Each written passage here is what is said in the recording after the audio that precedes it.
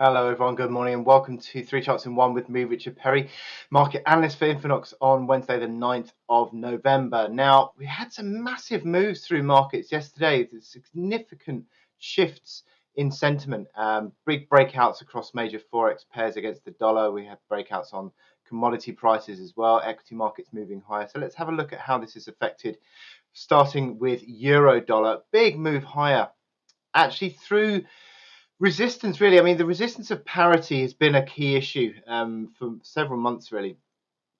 Initially becoming supportive on the way down, and then just sort of hovered around it for a few weeks, and then it became resistance. But breaking through it again, it starts to look more positive again. And you can see this with the momentum as well. Look at that RSI now. It's sort of housed between 40 and 65. Now that sort of leads you to suggest that there is a slight positive bias to momentum. You can see this with these moving averages moving higher. There is actually, on the 21 and 55-day moving averages, there is a golden cross about to happen. That 55-day moving average has been falling for months and months and months. But that moving average has now started to turn up, and we're about to get a golden cross. So that is positive near to medium term signal, really positive actually. And what you could say is, well, if the market can get above 100.95 on a closing basis, then it really does suggest that it's in recovery mode. The resistance after that is 101.97. But it really does look, after these three strong bull candles, that there is something developing here. So this is a really important moment. It needs to now start building above one big figure parity. That needs to now start to hold as a basis of support. I said last time we broke out above parity, well, it needs to hold above 99 to big figure parity. It sort of didn't do that, spiked lower and then but rebounded sharply. So there is sort of this uncertainty around the outlook near to medium term in terms of the price moves. Look at these jagging price moves higher and lower, but needs to now start to hold above parity and build a new level of support above that, and then obviously break above that 101 big figure area to really sort of move higher. But it really is starting to look more positive.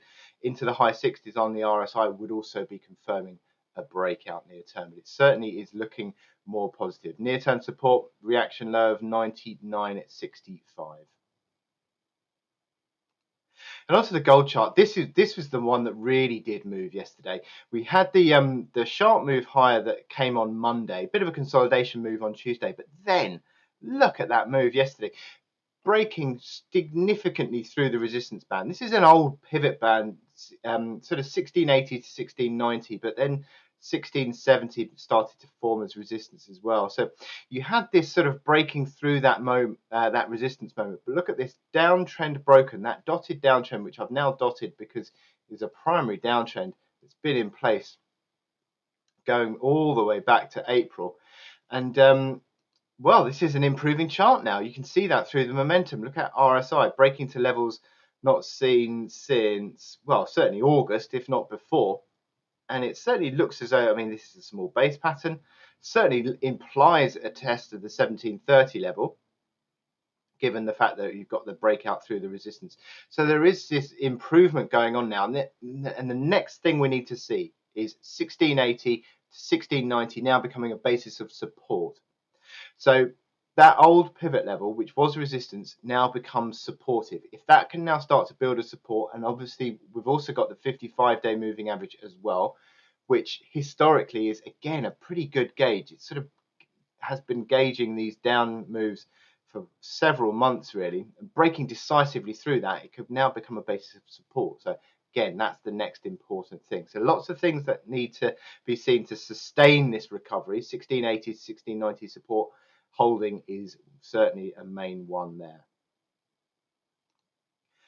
And S&P futures are a tick higher in the last 3 days. A little bit of a wishy-washy move yesterday, and this is an improvement certainly, but you look back here and you've got this pivot band overhead, this pivot band that comes in, if I get the crosshair, pivot band that comes in around 3880 area up towards 3935 is pivot resistance.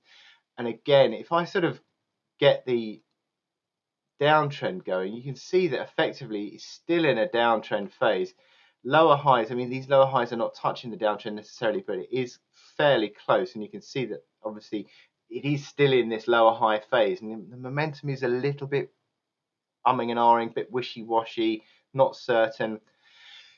Near term, you'd say neutral. RSI holding up above the mid 40s, going towards mid 50s, 60. That's pretty neutral with a slight positive bias, but it certainly needs to hold this improvement in the 21-day moving average and break this downtrend, and ideally break above 39.35, which is the resistance. If you can do that, then it really is on the way towards sustainable recovery on a medium-term basis. You've then got the bigger sort of primary downtrend that comes in over top, but certainly the resistance 39.35 needs to hold. Zoom in quickly for a bit of initial support, 37.90. So I wish you good luck in your trading today, and I'll speak to you soon.